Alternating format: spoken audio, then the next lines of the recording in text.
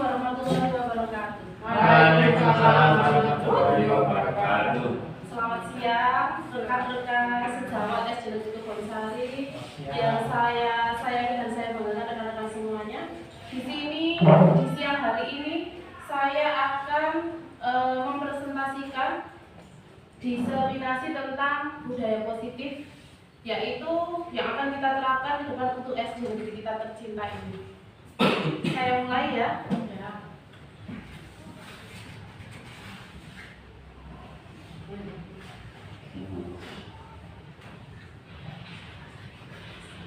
Latar belakang murid-murid kita pasti tidak suka dengan peraturan, karena selama ini jika mereka melakukan pelanggaran maka akan mendapat hukuman dan cenderung akan mempermalukan dirinya sendiri.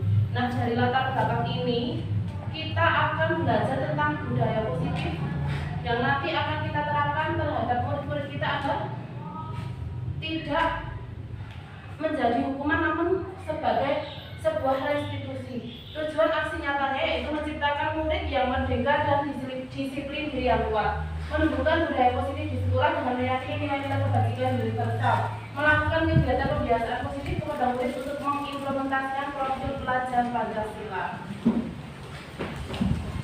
Tolak ukurnya yaitu terbentuknya keyakinan kelas melalui kegiatan kesepakatan kelas yang dilakukan wali kelas dan siswa.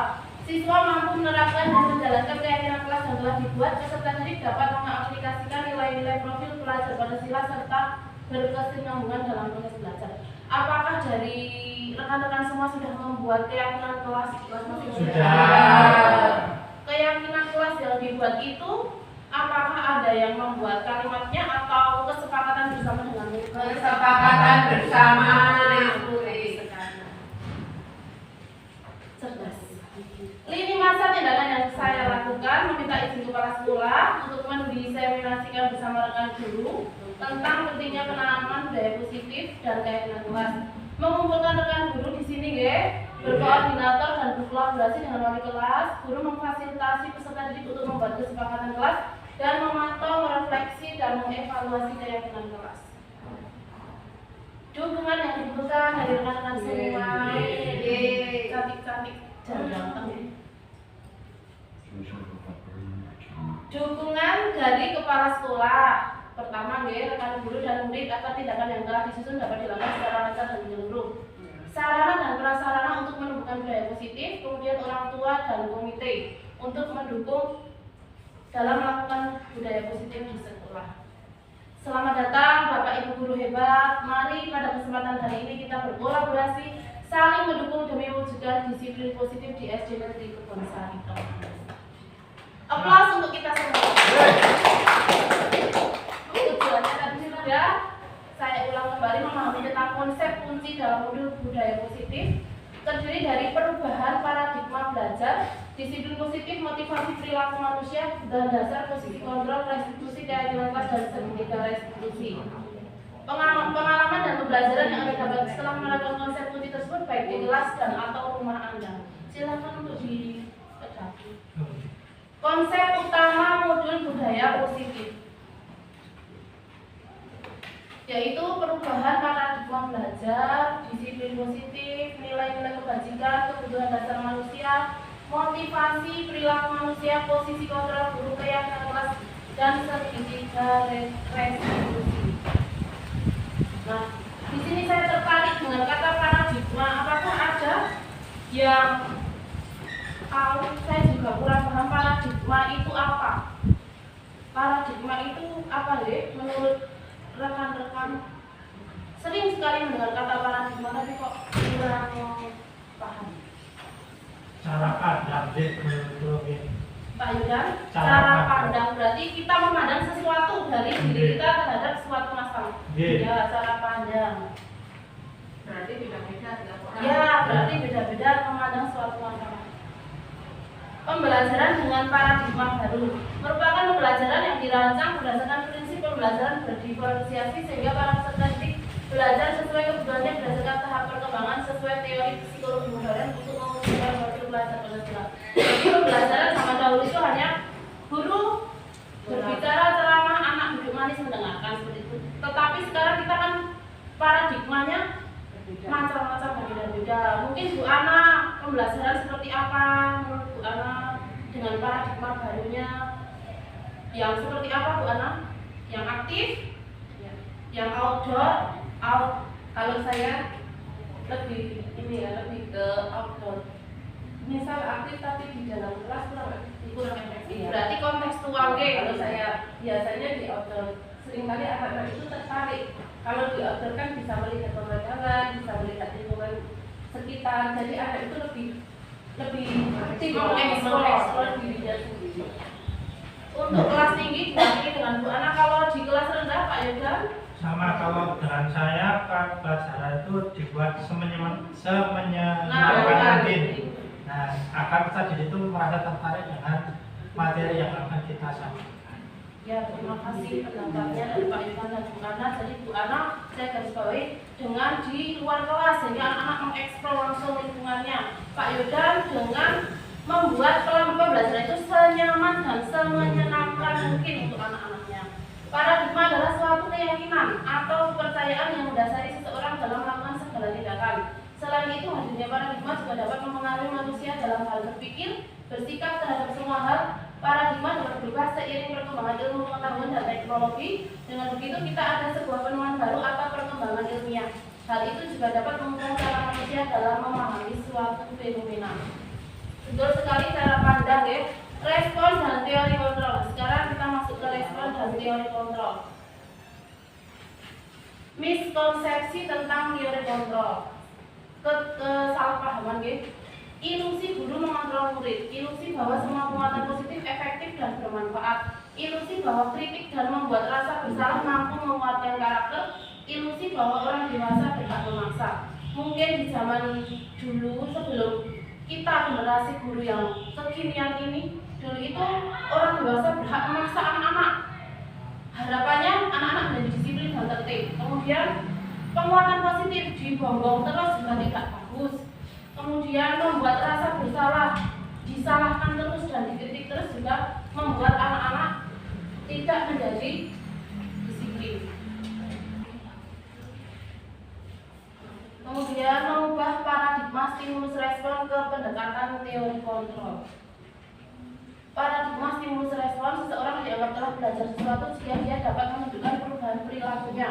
Stimulus adalah apa saja yang diberikan guru kepada murid, sedangkan respon berupa reaksi atau tanggapan murid terhadap stimulus yang diberikan oleh guru tersebut.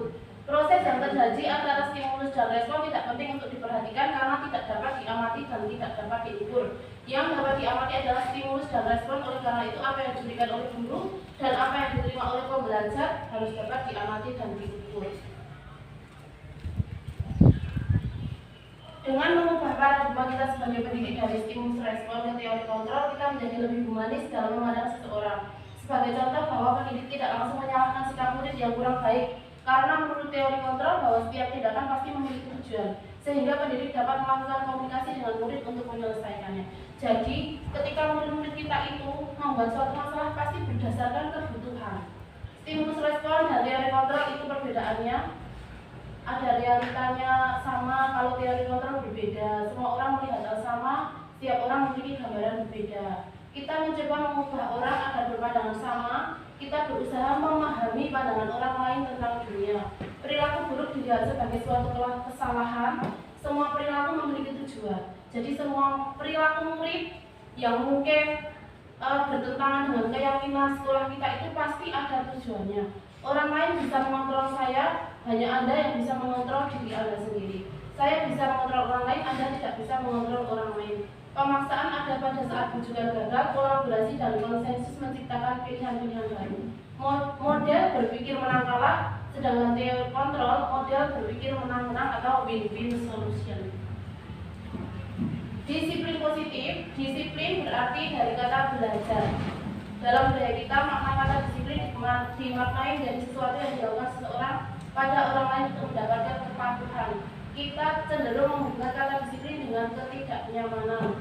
Disiplin positif merupakan salah satu cara penerapan disiplin yang bertujuan untuk menumbuhkan kesadaran serta memberdayakan anak untuk melakukan sesuatu tanpa sokongan, ancaman maupun hukuman. Sebagai pendidik, tujuan kita adalah menciptakan peserta didik yang memiliki disiplin diri sehingga mereka bisa berperilaku dengan mengacu pada nilai-nilai kebajikan universal dan memiliki motivasi intrinsik bukan ekstrinsik. Sekarang saya mau meminta pendapat dari rekan-rekan semua. Ketika kita mendengar kata disiplin menurut Anda apa? Kata singkat saja, disiplin. Gimana Pak Ozi? Apa Pak Ozi? Disiplin. Disiplin itu apa menurut Pak Ozi? Melaksanakan sesuatu sesuai peraturan. Ya, melaksanakan sesuatu sesuai peraturan. Berarti apa lagi deh? Itu Pak. Apa? Ya, sudah membuat kalimat pemantik melaksanakan sesuatu sesuai peraturan. Apalagi deh? Tata tertib deh. Biasanya disiplin itu mesti tata tertib. Nek tata tertib kalau menaati peraturan berarti ada sanksi, ada hukuman. Nah, seperti itu disiplin menurut kita. Menurut saya juga sebelum saya mengenal modul disiplin ini. Jadi peraturan disiplin itu ibaratnya tata tertib kalau tidak ditaati pasti ada hukuman. Seperti itu. Nilai-nilai kebajikan. Contoh nilai kebajikan institusi atau organisasi. Jadi nilai-nilai kebajikan itu nilai yang disepakati bersama terlepas dari suku bangsa, agama, bahasa maupun latar belakangnya. Nilai kebajikan itu disepakati oleh seluruh dunia, misalkan beriman dan bertakwa, toleransi, dapat dipercaya, kreativitas, gotong royong, lain-lain. Itu nanti tercermin dari budaya positif. Merdeka menurut Ki Hajar Dewantara. Merdeka itu artinya tidak hanya terlepas dari perintah, akan tetapi juga cakap buat memerintah diri sendiri. Jadi kalau disiplin zaman dulu, disiplin karena ada aturan, karena ada perintah, karena ada sanksi, karena ada hukuman. Namun menurut Ki Hajar Dewantara berpuluh-puluh tahun yang lalu sudah tercetus bahwa disiplin itu cakap buat memerintah diri sendiri. Jadi disiplinnya muncul dari diri sendiri untuk ke depan untuk diri mereka sendiri. Kebutuhan dasar manusia. Nah, di sini tadi itu jika seseorang membuat suatu kesalahan atau membuat suatu tindakan yang tidak sesuai, itu pasti ada kebutuhan dasarnya, yaitu ada kebutuhan dasar manusia adalah segala sesuatu yang kita lakukan untuk mendapatkan apa yang kita inginkan. Seluruh tindakan yang kita lakukan memiliki tujuan tertentu dan semua usaha terbaik yang kita lakukan adalah dalam rangka agar kebutuhan dasar kita terpenuhi dengan baik. Coba belonging itu apa ya Pak Yudan? Kepemilikan. Belonging itu memiliki. kasih sayang, Kasih sayang. power, Kekuatan. kekuasaan, fun, Menyenangkan. kesenangan, dan freedom, Bebas. Nah, itu kebutuhan dasar manusia termasuk murid-murid kita itu ingin dikasihi, disayangi. Dia juga punya kekuasaan dalam dirinya, kemudian kesenangan dan kebebasan. 5 kebutuhan dasar manusia: bertahan hidup, kasih sayang dan rasa diterima, penguasaan, kebebasan dan kesenangan. Motivasi perilaku manusia untuk menghindari ketidaknyamanan, untuk mendapatkan penghargaan, dan untuk menjadi orang yang mereka inginkan dan menghargai diri sendiri dengan nilai-nilai kebajikan. Jadi sebelumnya ketika kita menerapkan disiplin dalam arti zaman sebelum ini, zaman klasik, itu hukuman itu untuk mereka itu menaati peraturan, tapi mereka itu karena untuk menghindari ketidaknyamanan dan hukuman.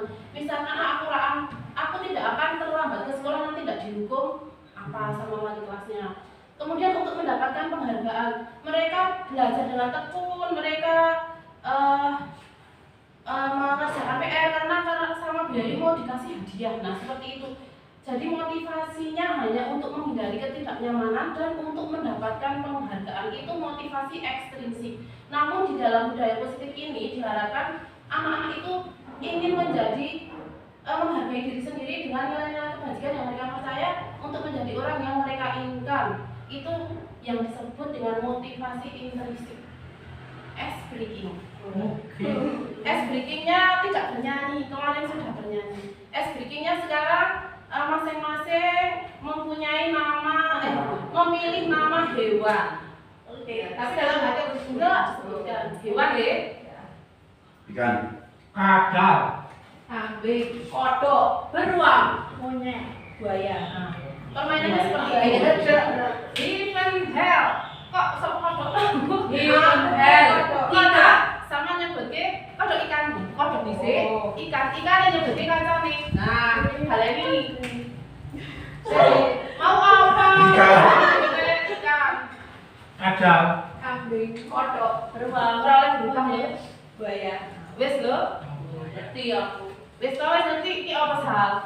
Ikan, kadal, kambing, kodok, beruang, monyet, buaya. Saya bukan satu jadi langsung dilempar nanti. Siapa ya? Yo. Ivan hell ikan. Iya. Iya. Ada. Ya sampai juga ikan buaya. Betul. Jadi buaya apa? Ulang ya. Ivan hell kodok. Kodok, buaya. Buaya ikan. Ivan hell Oh, even hell. langsung bisa sekali ya. Ivan hell monyet.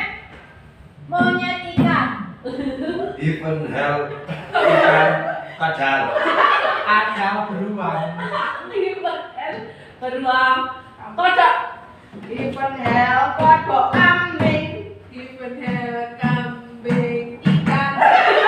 Even hell ikan Monyet. Monyet buaya.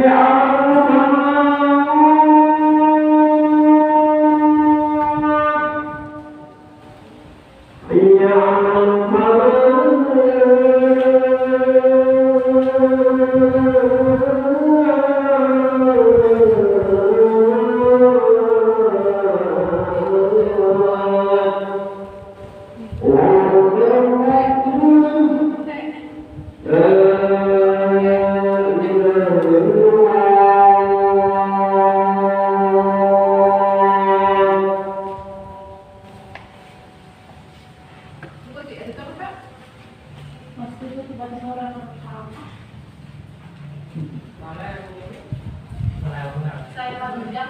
Konsep disiplin dengan identitas gagal. Hukuman itu menyakitkan, tidak nyaman, murid takut, memaksa, murid menyembunyikan kesalahan, murid menjadi rendah diri. Dengan hukuman, maka akan timbul seperti itu dalam diri murid kita. Kemudian penghargaan tidak efektif, merusak hubungan, kadang menimbulkan sifat iri. Kemudian mematikan kreativitas, menurunkan kualitas, menghukum dengan sistem ranking, merampas hak menghargai dirinya. Memang betul kadang sistem ranking itu bagi kita bagus, tapi di lain sisi juga membuat kecemburuan ya. Konsep disiplin dengan identitas sukses. Konsekuensi, penguatannya jangka pendek. Konsekuensi itu tidak seperti hukuman. Mereka sudah menyepakati dan mereka sudah membuat pernyataan kalau saya tidak hadir tepat waktu, saya mau berlari 2 kali misalnya seperti itu. Tapi itu juga hanya bertahan dalam jangka pendek. Perlu monitoring berkelanjutan, adanya stimulus dan respon, murid menghormati peraturan, murid ternyata kehilangan waktu untuk memenuhi kesalahan. Misalkan anak tidak mengerjakan PR, kita memberikan konsekuensi, silahkan mengerjakan di waktu istirahat itu juga tidak efektif. Restitusi, murid bertanggung jawab atas perilakunya, fokus pada pemecahan masalah jangka panjang, murid menghormati guru yang orang baik, teori kontrol dirinya sendiri yang mengontrol, murid bersemangat memperbaiki kesalahan. Konsep disiplin pendekatan restitusi. Pengertian restitusi adalah proses menciptakan kondisi bagi murid untuk memperbaiki kesalahan mereka sehingga mereka bisa kembali pada mereka dengan karakter yang lebih kuat. Ciri-cirinya bukan kesalahan namun belajar dari kesalahan, memperbaiki hubungan, tawaran bukan paksaan untuk menghormati dalam dirinya, mencari kebutuhan dasar yang mendasari tindakan, fokus pada karakter bukan tindakan, menguatkan dan fokus pada solusi. Perbedaannya, contoh ada siswa yang sering tidak mengerjakan PR, hukuman, guru menghukum siswa membuat bendera 10 menit, guru marah dan siswa menjadi takut. Konsekuensi, guru memberikan konsekuensi untuk mengerjakan saat istirahat, guru terpaksa siswa menghormati peraturan. Restitusi, guru menanyakan keyakinan kelas dirinya dan membantu siswa dalam menyelesaikan masalahnya, guru terbuka dan siswa menghormati dirinya dan orang lain.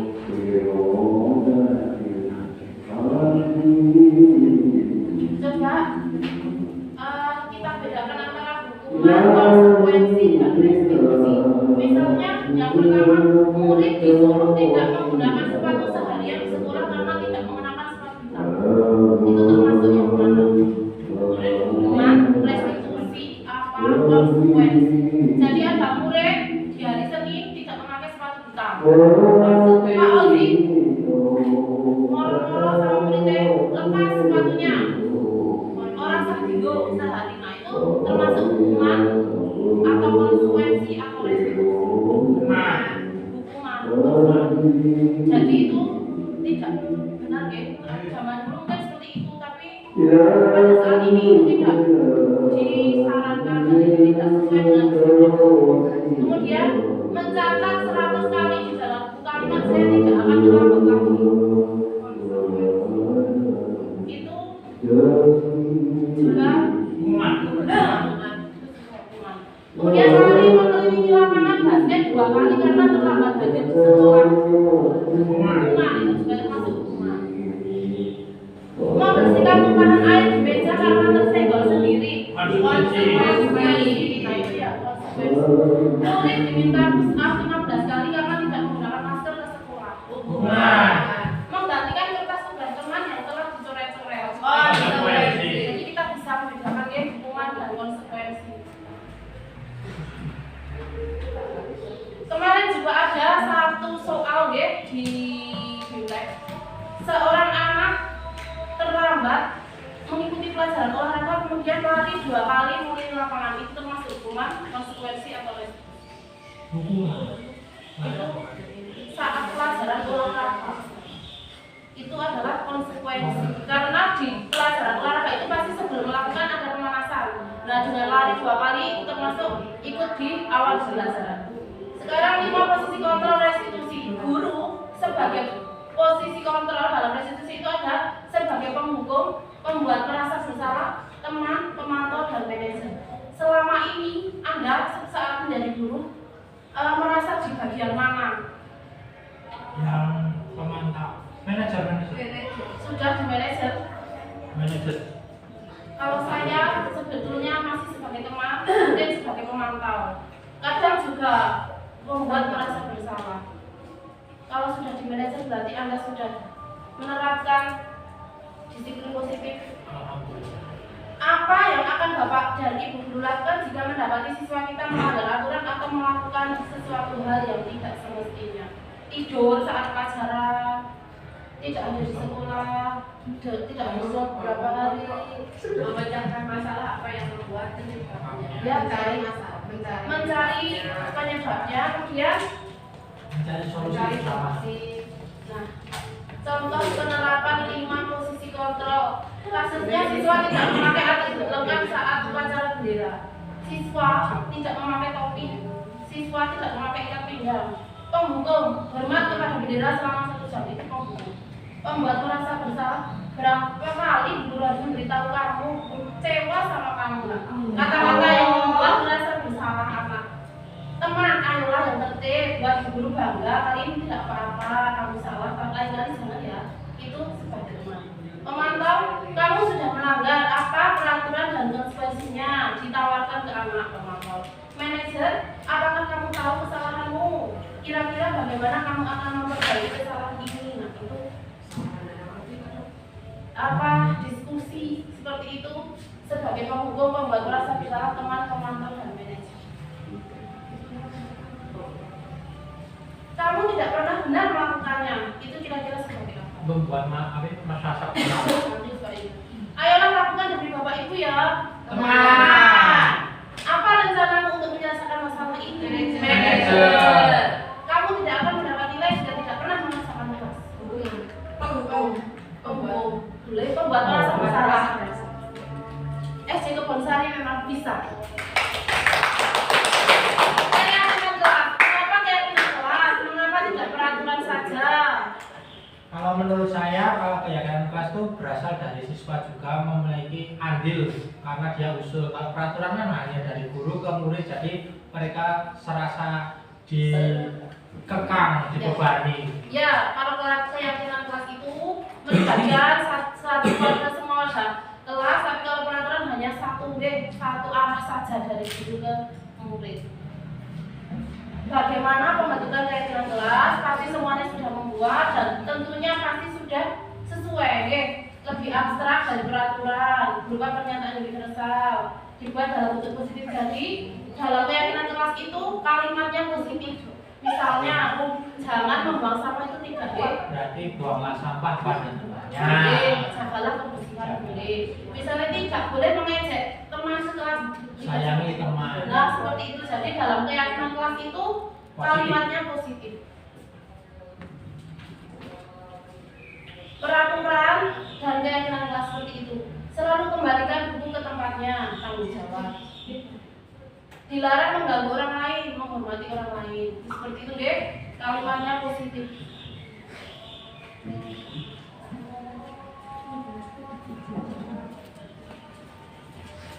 Pembuat keyakinan kelas, nah seperti ini. Guru berkolaborasi dengan siswa tentang pembuatan keyakinan kelas.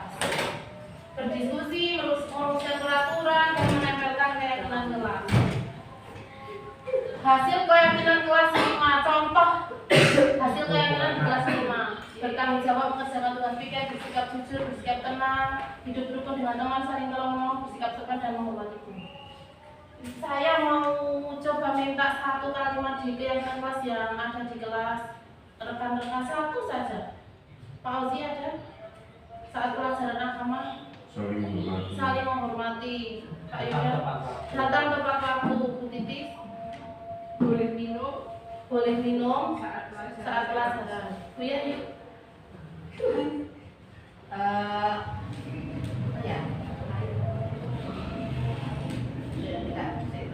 Mengacungkan tangan, menunjukkan tangan saat bertanya. Bu Ana bahagia saat pembelajaran. Bu Devi sopan santun dalam bersikap ya.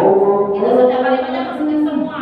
Sekarang kita masuk ke segitiga restitusi. Suatu proses dialog yang dijalankan oleh dua terdakwa yang mewakili dan bertanggung jawab. Di segitiga restitusi itu yang kamu tentu punya alasan mengapa melakukan itu.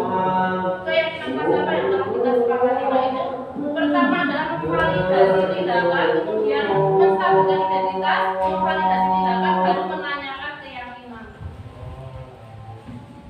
Menstabilkan identitas berdasarkan prinsip bahwa membuat kesalahan adalah bagian dari proses pembelajaran. Kesalahan itu umum, kesalahan itu semua pasti berbuat salah itu tidak apa-apa, tidak ada manusia yang sempurna. Saya juga pernah melakukan kesalahan seperti itu. Kita bisa menyelesaikan ini. Jadi ketika siswa kita melanggar suatu kesepakatan, tidak langsung menyalahkan, tapi kita menstabilkan dulu. Orang komo seperti itu. Kita stabilkan identitasnya. Kemudian memvalidasi tindakan yang salah. Berdasarkan prinsip setiap perilaku berupaya memenuhi suatu kebutuhan tertentu. Padahal kamu bisa melakukan hal lebih buruk dari ini ya. Kamu pasti punya alasan mengapa melakukan hal itu. Kamu boleh mempertahankan sikap itu, tapi kamu harus menambahkan sikap yang baru. Memvalidasi tindakan itu, tindakannya itu kita kuatkan agar dia tidak merasa terpojok dan merasa bersalah sekali. Kemudian baru kita menanyakan keyakinan. Apa keyakinan kelas yang kita sepakati bersama? Apa nilai-nilai umum yang kita telah sepakati? Apa bayangan kita tentang kelas yang ideal? Kamu mau jadi orang seperti apa? Nah, proses dalam menerapkan disiplin positif seperti itu. Dalam penerapan program disiplin positif, hendaknya guru memiliki standar kepribadian profesional dan sosial yang baik, di mana guru mampu merefleksi dirinya dalam posisi kontrol saat ini, bagaimana perjalanan dirinya sebagai among atau manajer yang menuntun murid-muridnya menjadi insan yang mandiri, merdeka, dan bertanggung jawab. Jadi kemarin ada saya praktekkan di murid saya. Misalkan ada satu kasus, dia marah-marah karena tugasnya dicontek temannya, dipanggil anak tersebut. Kemudian kita tanyakan, apa yang kamu perbuat? Saya memaki-maki dan saya menggebrak mejanya, Bu, saya lempar pensilnya. Oh, kamu marah-marahnya kenapa? Karena tugas-tugas saya, PR saya dicontek semua, bukan saya sudah susah-susah mengerjakan. Dia enak-enakan mencontek tugas saya. Oh begitu. Kemudian kita stabilkan dan kita validasi identitasnya. Kalau jengkel, marah itu sama, Bu Guru juga sama, kalau dicontek juga marah. Bu Guru juga tidak suka kalau pekerjaannya ditiru, karena kita sudah susah bekerja hanya ditiru saja. Terus perbuatan apa selain kamu memarahinya? Yaitu melempar pensil, menggebrak meja. Nah itu kita validasi juga. Bu Guru juga sudah bagus kamu seperti itu, tidak berbuat yang lebih dari itu, misalkan menjambak atau mendorong. Tidak apa-apa, semua orang pasti pernah berbuat salah. Kemudian kita tanyakan, perbuatan kamu itu sesuai tidak dengan keyakinan kelas kita? Maka anak akan menjawab, tidak Bu, yang mana, yang saling menghormati. Nah, kemudian besok kamu mau seperti apa kalau pekerjaan kamu dicontek? Saya akan sabar, saya akan lebih tenang dalam menyikapi dan tidak memaki-maki teman saya. Kalau masih dicontek terus, kamu mau seperti apa? Saya mau bilang Bu Guru. Nah, seperti itu. Jadi kita mendekati anak agar anak itu tercipta keyakinan dari dirinya sendiri, bisa mengendalikan, mengontrol dirinya sendiri menjadi suatu disiplin positif dan merujuk ke nilai-nilai kebajikan universal. Seperti itu. Terima kasih atas partisipasi kolaborasi kita dalam sesi siang ini tentang budaya positif. Apakah ada hal-hal yang mau ditanyakan atau sudah cukup? Sudah cukup jelas. Terima kasih untuk semuanya. Silakan kembali ke aktivitas di kelas masing-masing. Kapan Sari bisa.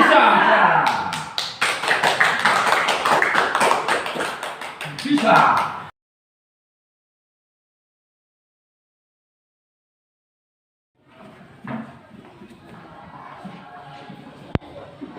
Assalamualaikum warahmatullahi wabarakatuh.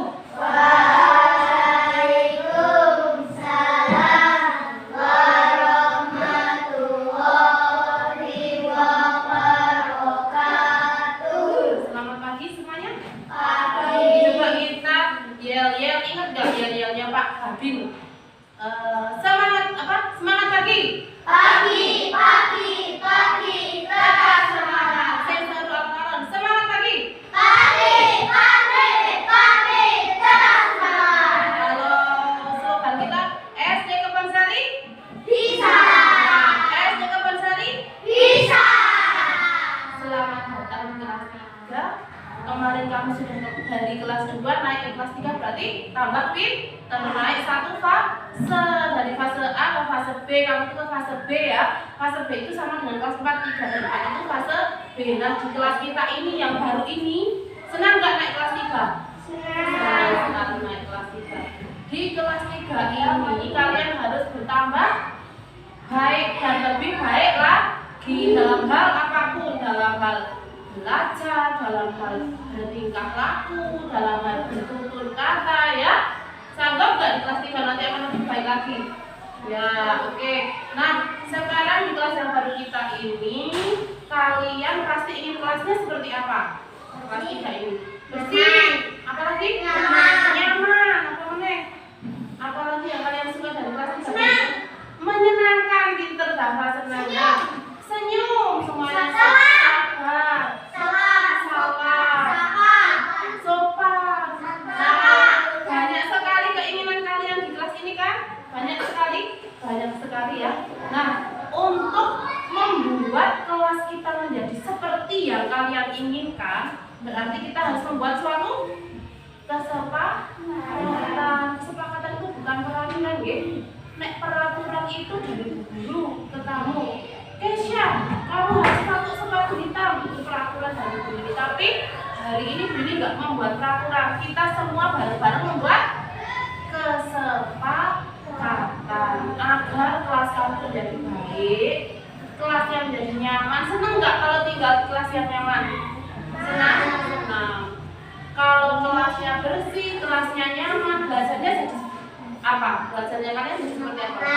Jadi menyenangkan, jadi semangat. Nah, betul sekali. Nah, Wisnu mendengarkan tidak? Kita mau membuat apa?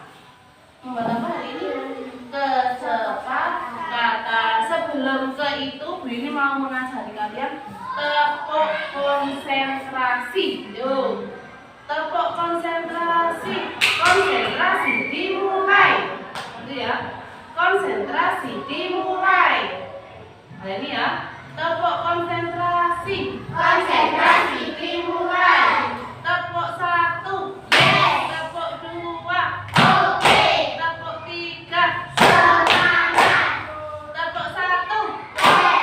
Nah, ada yang tidak konsentrasi. Tepuk konsentrasi. Konsentrasi dimulai. Tepuk 2. Tepuk 1. Tepuk 3. Tepuk 1. Tepuk 2. Tepuk sate. Sate kok lah. Tepuk konsentrasi. Konsentrasi dimulai. Tepuk 2.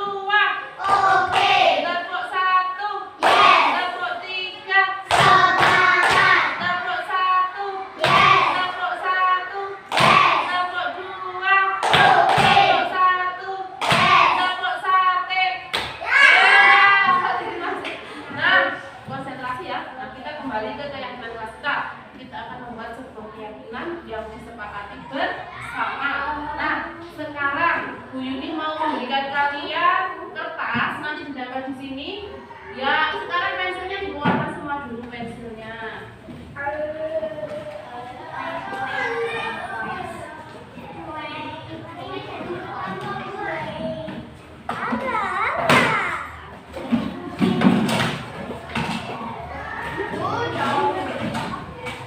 Ya boleh, menurut kamu sendiri.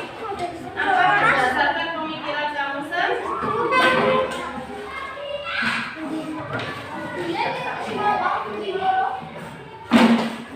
Diselang-seling pink sama hijau.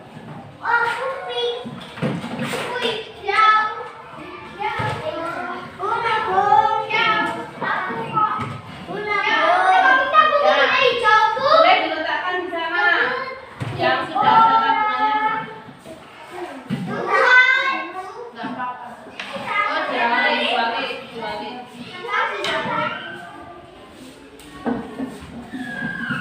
Nah, sekarang kamu tuliskan mau seperti apa kelas kita. Satu kesepakatan saja, bukan aturan ya, kesepakatan. Silakan ditulis di situ yang sudah ditempel di sini. Yang sudah masuk ke sini ditempel.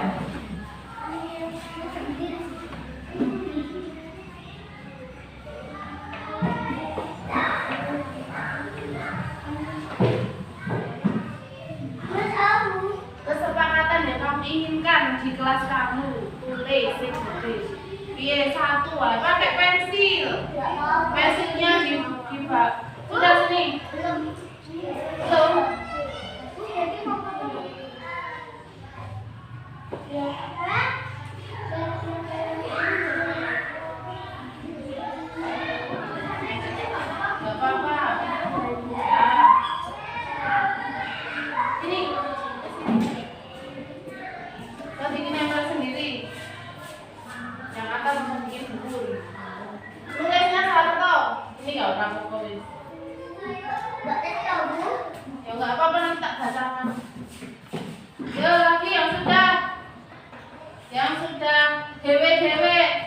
berdasarkan pikirannya sendiri-sendiri. Hah? B. Hah? Mau nulis apa Bapak? Hah? B. B. Bentuknya B. Saya suka. B. E. Dibantu Kesya. Bapak dibantu. Terus sekali lagi kuat ini tadi. Yo. Lanjut lagi. Ya. Kesya dapat dibantu ya. Dibantu mana-mana tulis apa itu? Terserah kamu. Terserah kamu.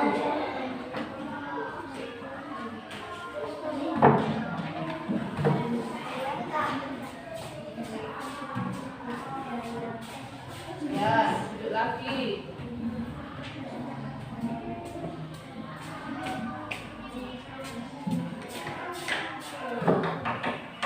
Yo, siapa yang belum maju-maju? Sudah ditulis, ayo maju. Ayo silakan sesuai keinginan kamu, kelasnya kamu tuh mau seperti apa? Pastinya yang lebih baik dari kelas sebelumnya. Kamu mau seperti apa kelas kita? Dan kelas kita senang, menyenangkan, bersih. Yo.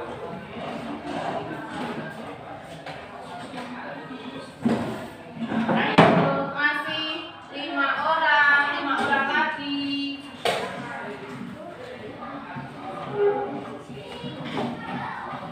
5 orang lagi. Ayo. Wisnu, Bu.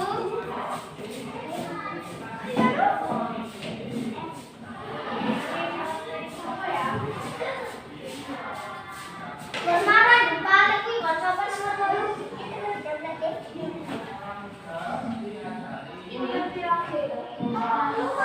Yo lagi yang belum.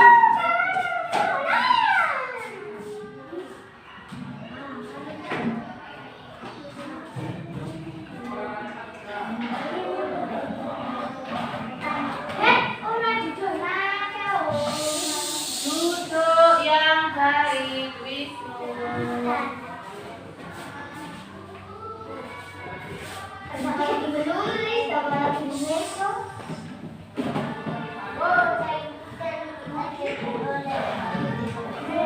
Duduk dulu Maulana. Ayo Dafa, masih kurang Dafa. Kurang 2, Dafa sama Asaka.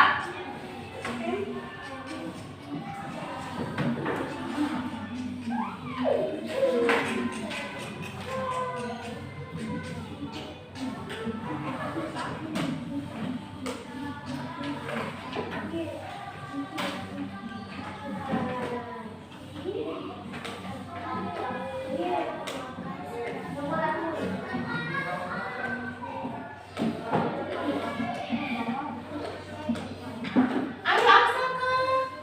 Ayo Dafa. Iya satu aja nanti kan kita rangkum bersama keinginan dari 10 siswa ini apa.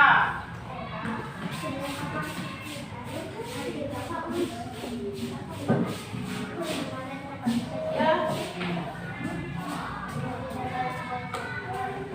Kurang Asaka doang. Nah, yuk sekarang semuanya duduk. Bu Yuni mau bacakan satu-satu tulisan dari kalian semua ya tentang kelas kita. Yang pertama, berangkat tepat waktu. Setuju? Ada hadir tepat waktu dan memakai seragam sesuai aturan. Ada memakai seragam sesuai jadwal. Hadir tepat waktu, berangkat tepat waktu, datang tepat waktu, membawa buku sesuai jadwal, menghormati guru, datang tepat waktu, saat pelajaran tidak boleh bercanda. Ini Yona itu bercanda. Nah, sekarang Bu Yuni rangkum ya. Tadi yang hadir tepat waktu banyak sekali, berarti yang pertama hadir tepat waktu. Bu Yuni mau tanya dulu, yang dimaksud hadir tepat waktu itu yang seperti apa? Tidak telat. Tidak telat. Apalagi yang tahu lagi tidak terlambat. Kalau terlambat itu hadirnya jam berapa? Kakinya. Kalau terlambat hadirnya jam berapa? Hah? Jam 8 itu terlambat. Karena jam masuk kita jam berapa? Jam 7.07.00. Nek 07.05 terlambat nggak? Hah? Terlambat berarti kamu harus hadir sebelum jam 07.00 berdasarkan kesepakatan kita. Terus yang kedua, memakai seragam sesuai aturan. Ya, memakai seragam sesuai jadwal. Memakai seragam sesuai jadwal. Seragam itu yang bagaimana? Yang berbeda-beda atau sama? Sama. Berbeda-beda. Ada yang warnanya ungu, ada yang warnanya biru, ada yang warnanya merah itu? Enggak, yang namanya seragam itu pasti sama. Nek beragam itu berwarna-warni. Beragam itu mati warna. Seragamnya begini mau tanya. Senin Selasa pakai apa?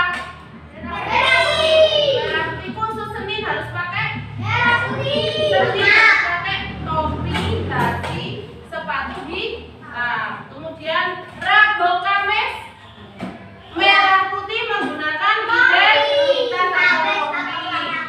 Ya, kemudian di hari Kamis kita ada jadwal pelajaran olahraga PJOK. Itu harus memakai seragam olahraga. Terus Jumat pakai Muslim yang Sabtu pramuka. Jika ada ekstra pramuka, memakai pramuka lengkap. Siapa yang belum paham tentang kesepakatan seragam?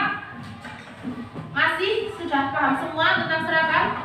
Sudah paham semua. Sekarang lagi ini sudah membawa buku sesuai jadwal. Nah, buku sesuai jadwal pelajaran. Bu Yuni mau tanya sekarang. Setiap hari Bu Yuni sudah membuatkan jadwal pelajaran sesuai dengan jumlah jam pelajaran yang ada di beban pelajaran untuk kamu di kelas 3 di fase B. Beban pelajarannya nggak apa-apa. Itu sudah sesuai. Nah, Bu ini mau tanya lagi. Adakah yang tidak menjadwal pelajaran di bawah semua? Nah, Nek sudah mempunyai kesepakatan ini, buku sesuai jadwal pelajaran berarti kamu harus jadwal. Biasanya yang jadwal pelajaran kamu apa Ibu? Kamu sendiri harus mandiri. Jadwal pelajaran ditata pas jam berapa? Biasanya kalian? Sesudah maghrib sambil belajar dari Asaka biasanya nonton jadwal jam berapa? Kadang maghrib, kadang isak, berarti sebelum besok malam harinya. Mau lama? Habis maghrib. Setelah pulang sekolah jam 6 pagi mendadak. Harusnya jam berapa nih nonton jadwal pelajaran? 7 malam. Isya jam berapa? Setengah 12 siang. Malam hari siang. Oh, habis maghrib setengah 7. Itu jam berapa nih nonton jadwal? Hah? Habis maghrib, jam 8 malam ke Mama. Habis isya sedikit jam 6 apa? Pagi, berarti mau berangkat baru menjadwal.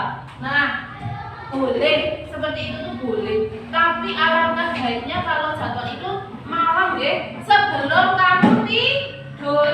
Sudah belajar, sudah mengerjakan PR di jadwal sesuai jadwal. Di sini yang tidak punya jadwal pelajaran ditempel siapa?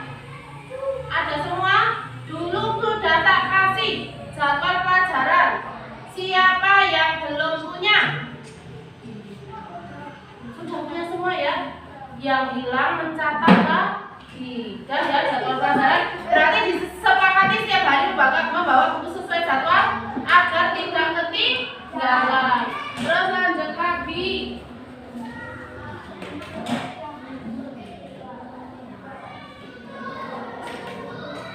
Menghormati guru. Menghormati guru. Menghormati guru itu yang seperti apa? Menurut kalian? Guru saat Wisnu, bicara. apa? Menghormati Mendengarkan guru saat berbicara. Apalagi Kik Wisnu? Apalagi? menghormati guru saat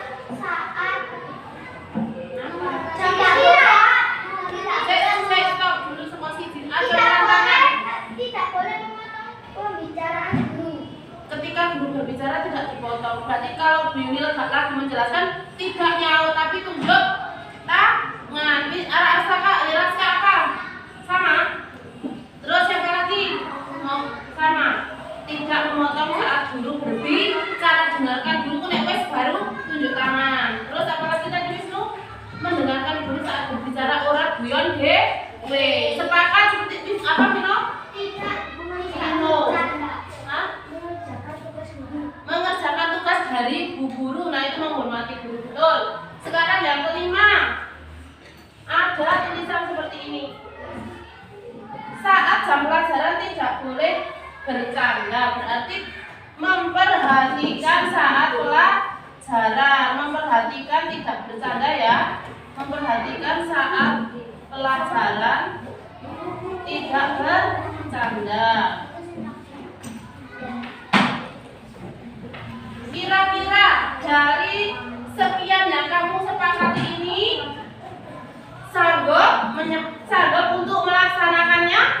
Sanggup, karena dasarnya dari kalian semua. Bu Yuli juga menyepakati. Apakah Bu Yuli boleh menambahkan sebagai warga kelas? Misalnya Bu Yuli menambahkan, ketika mau bertanya atau berbicara tunjuk jari. Oke, kita sepakati tidak langsung ngomong tapi tunjuk tangan dulu biar tidak berebut bicara ya. Tak tambahin ini tunjuk tangan saat mau berbicara. Terus Bu Yuni tambah satu lagi boleh? Boleh. Misalnya minum saat pelajaran agar tidak kehausan boleh?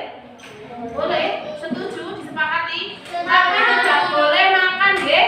Kalau makan harus di jam istirahat. Minum saat pelajaran boleh agar tidak kehausan. Oke, semuanya sudah kita sepakati. Yuk kita bareng-bareng baca. Kesepakatan ada 7. Minum saat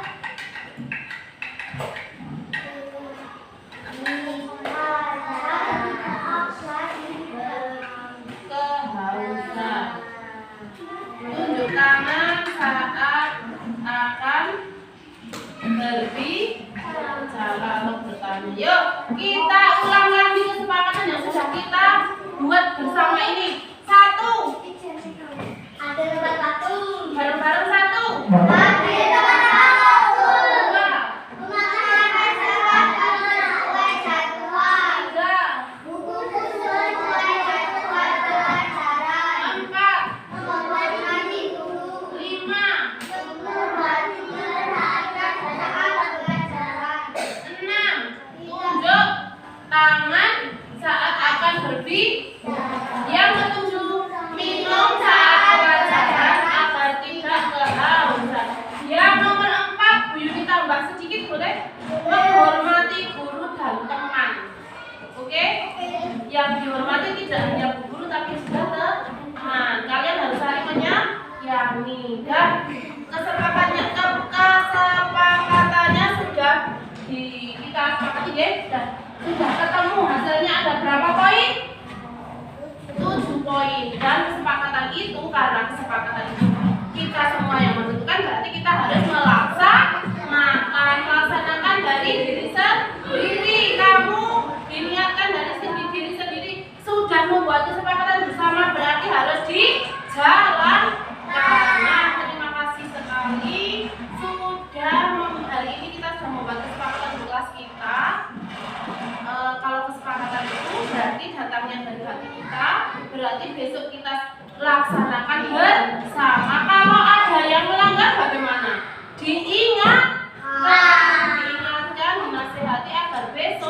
dilakukan kembali. Oke, terima kasih semuanya. Sekarang kita akan lanjutkan dengan pelajaran yang pertama. Pelajarannya apa ya? Ya, silakan ambil bukunya. Di depan.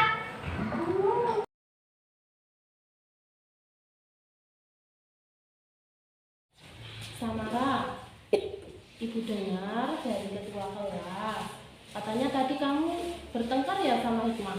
Iya Bu, saya jengkel sekali sama dia. Kamu jengkel ya? Emang kenapa kok bisa jengkel? Dia nyontek tugasku dan PR aku Bu. Oh begitu ya.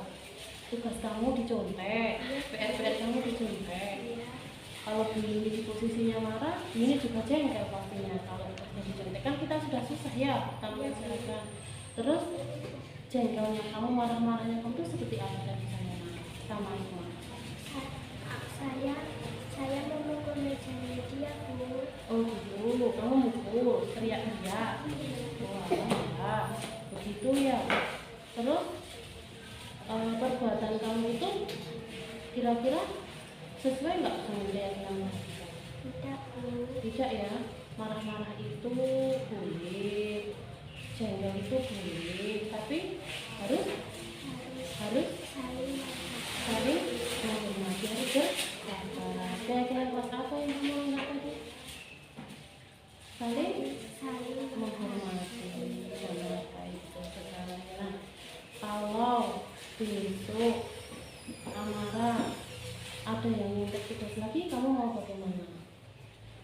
Saya akan membilangkan ke guru saja Bu. Mau bilang ke guru, janji mau lebih sabar, tidak marah-marah lagi. Tidak. Iya. Nah, sudah besok lagi Amara kalau ada persoalan harus lebih bersabar. Kalau ada yang sudah bersabar, Amara ada yang nyontek lagi, Amara mau bagaimana? Aku tidak akan mengulangi marah-marah. Saya akan melaporkan ke guru. Berarti keyakinan kelas kita apa? Saling menghormati, harus kita laksanakan. Terima kasih Amara, bisa lagi jadi anak yang lebih baik ya. Harus menghormati teman ya. Silahkan kembali ke tempat kamu.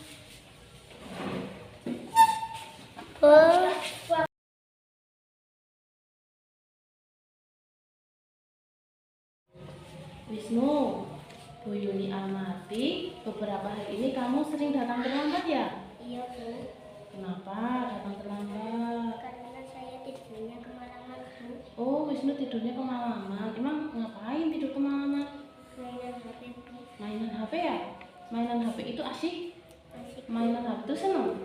Seneng banget ya? Iya, Bu ini juga seneng kok mainan HP.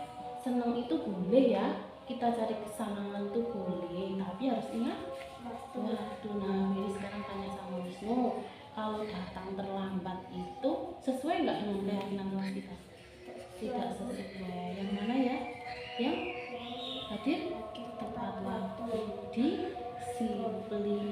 Nah, menurut Wisnu, disiplin itu baik nggak? Penting nggak? Penting. Penting. Karena dengan disiplin, Wisnu jadi lebih pintar menghargai waktu.